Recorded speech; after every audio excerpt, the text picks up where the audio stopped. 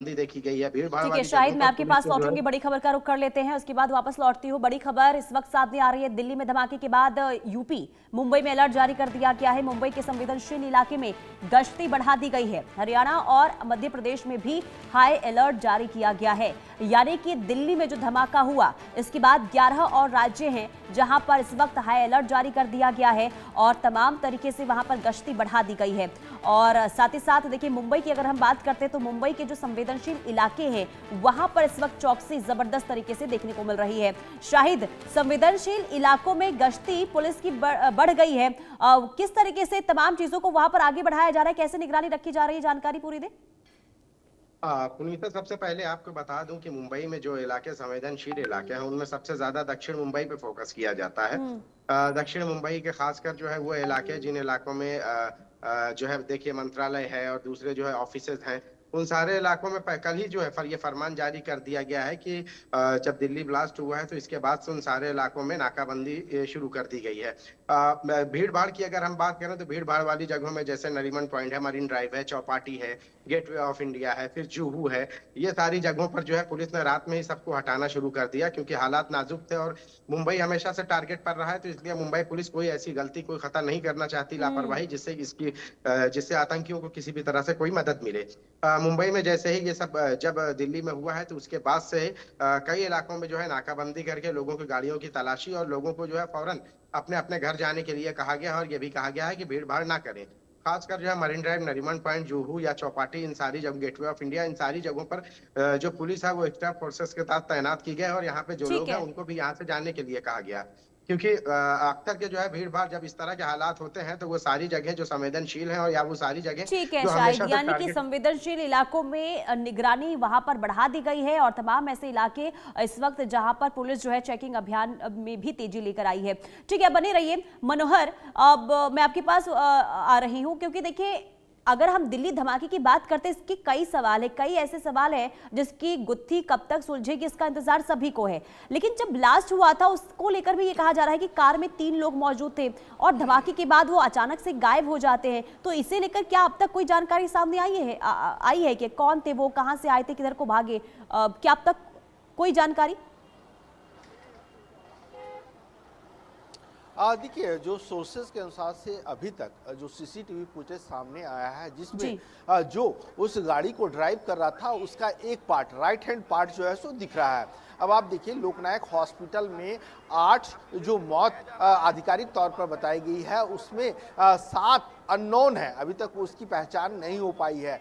तो क्या जो उमर खालिद बताया जा रहा है कि उमर खालिद ही उसको ड्राइव कर रहा था, हालांकि ये जांच में खुलासा होगा, लेकिन अभी जो प्राइमा फेसी बताया जा रहा है कि क्या उसकी मौत हुई या नहीं हुई है। ठीक है मनोहर, मैं आपके पास वापस लौटती हूँ। बड़ी खबर का पहले रुख कर लेते हैं। बड़ी खबर सामने आ रही है, पुलवामा के तारीख को i20 कार बेची गई। फरीदाबाद के रॉयल कार जोन ने कार बेची, कार को कई बार बेचने का खुलासा हुआ है। तो पुलवामा के तारीख को i20 कार बेची गई और फरीदाबाद के रॉयल कार जोन ने ये कार बेची थी, और न सिर्फ तारीख को बल्कि कार को कई बार बेचने का खुलासा हुआ है। यानी कि कई लोगों को ये कार बेची गई थी, ये खुलासा अब सामने आ रहा है। दिल्ली धमाके का पुलवामा कनेक्शन, तारीख को कार बेची गई, जो तारीख पुलवामा का है, i20 कार बेची गई थी, और इसके बाद ये भी सामने आया है कि कई लोगों को ये कार बेची गई है। आशिक, पुलवामा से कनेक्शन निकलकर सामने आया था, यानी कि तारीख जो पुलवामा का है उसे कार बेची गई थी, लेकिन अब ये सामने आ रही है खबर कि ना सिर्फ तारीख बल्कि कई लोगों को ये कार बेची गई थी। देखिए, बिल्कुल जिस तरह से इस कार को जो है वहां पर कई जगहों पर भेजा गया है और उसके बाद जो तार अब पुलवामा के साथ जुड़ रहे हैं वो कहीं ना कहीं शक की सुई जो है डॉक्टर आदिल और मुजम्मिल पर जो है सीधे तौर पर ठहर रही है, और कहीं ना कहीं पुलवामा का कनेक्शन जो है ये अब जो है देखने वाली बात है। फिलहाल जांच एजेंसियां इस पर काम कर रही है और आदिल और मुजम्मिल से भी जिस तरह से पूछताछ की जा रही है, और इसके अलावा और जो अब तारिक इसमें जुड़ गया है, जब दिल्ली में कल कार ब्लास्ट हुआ उसके बाद ही सुरक्षा एजेंसी जो है कश्मीर में भी अलर्ट मोड पर दिखी और कश्मीर में जगह जगह पर छापामार कार्रवाइयां जो है वो देखने को मिली। और अभी भी कई जगहों पर इस समय जो है अलग से कई जगहों पर जो है इस समय ऑपरेशन चलाए जा रहे हैं, जिसमें ये चीजों को देखने की जरूरत है। चाहे हम साउथ कश्मीर की बात करें या नॉर्थ कश्मीर के इलाकों की बात करें, तो पुलिस और सुरक्षा एजेंसी इन तमाम चीजों को खंगालने की कोशिश कर रही है कि किस तरह से दिल्ली में ब्लास्ट हुआ और उसके कनेक्शन किस तरह से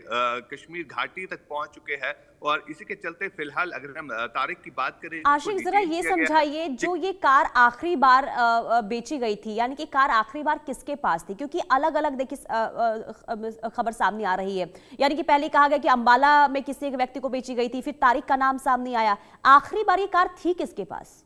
देखिए फिलहाल जिस तरह से खबरें सामने निकल कर आ रही है, बताया जा रहा है कि आखिरी बार जो कार है वो तारिक के पास थी, जो कि पुलवामा का रहने वाला है। और तारिक से इस समय जो है पुलिस पूछताछ कर रही है। और सबसे बड़ी बात यहाँ पर यह है कि जब गाड़ी कई जगहों पर भेजी गई, उसके बाद किस तरह से तारिक के पास ये गाड़ी पहुंची, और जबकि ये गाड़ी घाटी में होनी चाहिए थी, अचानक ये दिल्ली वापस कैसे पहुंची, ये एक बड़ा सवालिया निशान है जिस पर इस समय सुरक्षा एजेंसी जो है काम कर रही है। जी ठीक है, सुरक्षा एजेंसियां काम कर रही है और अब देखना यही होगा कि आखिर अब जांच में क्या और सामने आता है। लेकिन अब शाहिद, अगर हम मुंबई की बात करते हैं, ठीक है, अब शाहिद के पास जाएंगे, लेकिन आशिक मेरा सवाल आपसे ही होगा अब, क्योंकि देखिए पुलवामा जब कनेक्शन निकलकर सामने आता है, इसके बाद कई सवाल उठने लगते हैं। यानी कि कोई गाड़ी जो पुलवामा की होती है, जम्मू कश्मीर की होती है, वो दिल्ली आखिर कैसे पहुंच जाती है, कब पहुंचती है, और आखिर जब कार पहुंची है दिल्ली तो आखिर साथ में कितने लोग आए थे, कैसे ये तमाम चीजें, क्या कोई साजिश रची गई थी दिल्ली धमाके को लेकर? तो ऐसे सवाल अभी उठ रहे हैं, तो इससे लेकर क्या अब तक कोई जानकारी आ रही है क्या?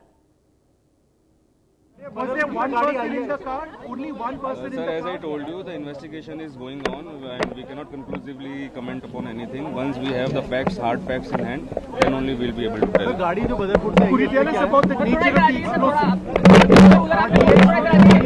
The FSL is doing the same thing only. They are lifting the traces of explosives, and based on their testing, they will be able to conclusively How tell. long does that process take usually? Just now we were talking to them, maybe 1 or 2 days they will expediting the process, and maybe they will be able to tell us in a day or two. Do you believe that there are others who may be involved in this who have gotten out? As I told you that it is investigation is ongoing and the facts are unfolding and new things are coming up. So as of now it will be premature to conclude anything. Was there any shrapnel which was found at all on the Not location? not as of now, but still we are examining the scene of crime. And in terms of the metro and operations, borders being sealed, what can you share with us? No, as of now I cannot share anything about that. We are deciding upon it and then we will take a call. Could you share any other information? Sir, idhar aaiye, sir, idhar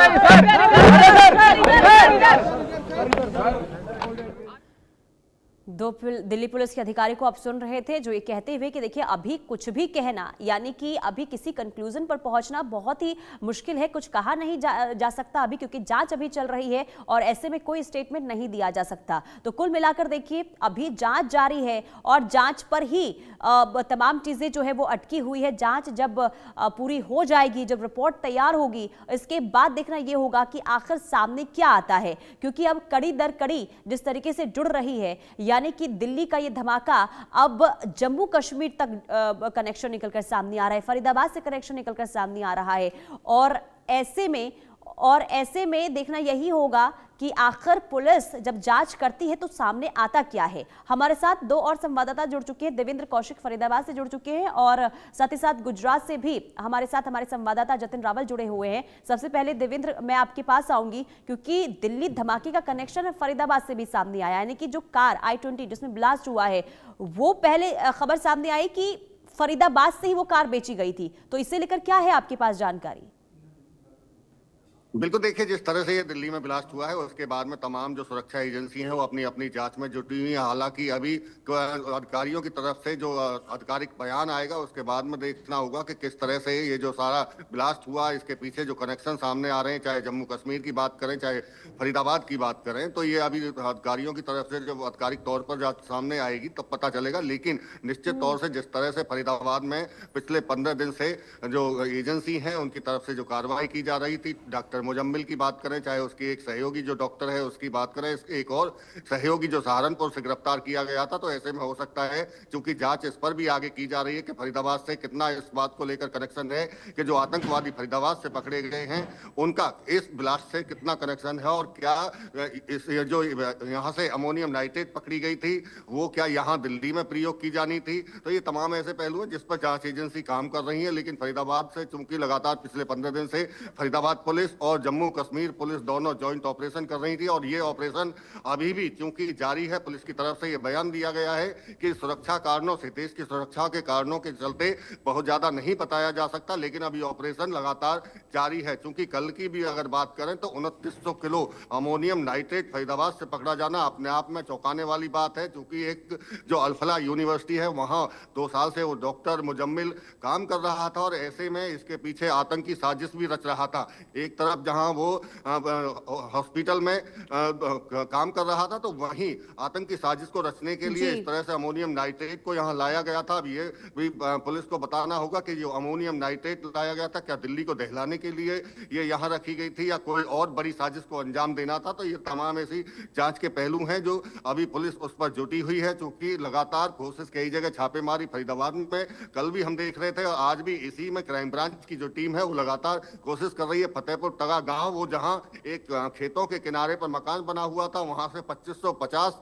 kilo यानी कि जो बोरे थे करीब 50 के करीब वो बोरे थे, उनमें अमोनियम नाइट्रेट को भरकर रखा गया था। इसके साथ साथ में एक और जो किराए पर कमरा लिया गया था उसमें भी 360 किलोग्राम अमोनियम नाइट्रेट, और वहां से राइफल मिली थी AK-47 के तरह से ही एक राइफल मिली थी, वहां से जिंदा कारतूस वहां से बरामद किए गए थे, डेटोनेटर और टाइमर वहां से बरामद किए गए थे। तो ये माना जा सकता है कि अगर दिल्ली में जो ब्लास्ट हुआ है हो सकता है उसका इन लोगों से ये जो आतंकवादी गिरफ्तार फरीदाबाद से हुए थे उनसे कोई कनेक्शन हो। लेकिन चूंकि अभी जांच होनी बाकी है, ऑपरेशन लगातार जारी है, तो देखना होगा आने वाले वक्त में किस तरह के और आगे के खुलासे ठीक है, कनेक्शन खंगाला जा रहा है। कुल मिलाकर देवेंद्र कनेक्शन, और कनेक्शन ही बहुत अहम कड़ी साबित होगी। ठीक है, गुजरात का रुख कर लेते हैं। जतिन, गुजरात भी हाई अलर्ट पर है, किस तरीके से वहां पर तमाम चीजें अब एक्शन में दिखाई दे रही है? जी देखिए, बिल्कुल आपको बता दूं, गुजरात भी एक राज्य है जो कि दिल्ली ब्लास्ट के बाद जो है वो हाई अलर्ट पर रखा गया है। उसका रीजन ये है कि आपको बता दूं, अभी 2 दिन पहले ही यहाँ पर जो है वो यहाँ पर भी 3 आतंकवादी जो है वो पकड़े गए हैं। परसों रात को जो है वो गुजरात के अडाला जो मेहसाणा हाईवे पर एक सिल्वर कलर की फोर्ड फिगो गाड़ी में से डॉक्टर अहमद नाम के एक शख्स को जो है वो हिरासत में लिया गया था। पुलिस लगातार, गुजरात ATS है वो लगातार पिछले 1 साल से उसके पीछे पड़ी हुई थी, और वो ये उसके अलावा जब उसको पकड़ा गया उसके बाद बनासकांठा जिले से 2 और सुहेल और सैफी 2 आतंकवादी और पकड़े गए, और ये तीनों आतंकवादी सुहेल और सैफी ये यूपी के थे, और जो डॉक्टर अहमद जो मास्टरमाइंड था इसका वो जो है वो हैदराबाद का मूल निवासी था। ये तीनों यहाँ पर अहमदाबाद में जो पकड़े गए। डॉक्टर अहमद जो है वो कलोल, गांधीनगर के कलोल जिले में कब्रिस्तान के पास जो ये 2 आतंकवादी जो थे वो वहां पर जो हथियार रख गए वो लेने के लिए जा रहा, गुजरात ATS ने उसको उसी वक्त जो है वो दबोचा। यानी कि ये इसमें से जो सुहेल और सैफी है, ये 2 है वो दिल्ली में बहुत बार जो है वो रेकी पहले जो है वो कर चुके हैं। गुजरात ATS को ये बातमी भी मिली थी, और जो अहमद है वो अहमदाबाद में भी बहुत सारी जगहों पर रेकी कर चुका है। तब अब दिल्ली में जब ब्लास्ट हुआ है, ये लोग दिल्ली में रेकी कर चुके हैं ये 2, और अहमद जो है वो अहमदाबाद में अलग अलग जगहों पर भीड़ भाड़ वाले इलाकों में रेकी कर चुका है। तब अब ये चेक किया जा रहा है कि क्या उनका कोई कनेक्शन इस दिल्ली ब्लास्ट के साथ है या नहीं है, क्योंकि ये दिल्ली, लखनऊ और अहमदाबाद इन 3 जगहों पर ये रेकी जो है वो किया करते थे। इन 3 जगहों पर इनके मंसूबे जो है वो खराब थे, और इसी की वजह से गुजरात ATS और साथ ही साथ गुजरात पुलिस के सभी सुरक्षा जो गुजरात की जो एजेंसी है सभी को हाई अलर्ट पर रखा गया है। कल रात को जब दिल्ली ब्लास्ट हुआ उसके बाद से लगातार अलग अलग जगहों पर जो है वो चेकिंग, पुलिस की सघन चेकिंग जो है वो कर दी गई है। गुजरात के जितने भी स्टेट के साथ भी बॉर्डर है या तो जिले की बॉर्डर है, साथ ही साथ जो शहरों के या गांव के अंदर भी पुलिस की लगातार चेकिंग जो है वो की जा रही है। जो भी संदिग्ध गाड़ी या जो लोग दिखे उनकी पूरी तरह से चेकिंग जो है, पूछताछ जो है वो गुजरात पुलिस के द्वारा जो है की जा रही है। सभी जितने भी धार्मिक स्थल है उन सभी जगहों पर, चाहे अंबाजी हो, सोमनाथ हो, द्वारका हो, चोटीला हो, सभी जगहों पर चेकिंग जो है वो बढ़ा दी गई है, क्योंकि ये ऐसी जगह है जहां पर सबसे ज्यादा भीड़ जो है वो इकट्ठा होती है। ऐसे में यहाँ पर किसी भी प्रकार का कोई अनिच्छनीय बनाव न बने, उसकी वजह से ठीक है, यानी कि अलर्ट वहां पर भी देखने को मिल रही है और कनेक्शन एक के बाद एक निकलकर सामने आ रहे हैं।